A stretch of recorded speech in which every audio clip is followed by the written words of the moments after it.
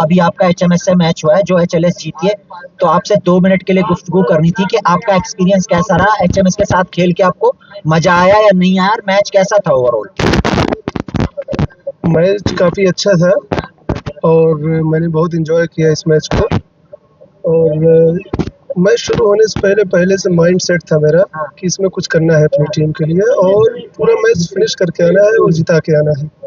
और यही माइंड बना के गया था मैं और इसी हिसाब से मैंने बैटिंग की और पूरा योगदान दिया।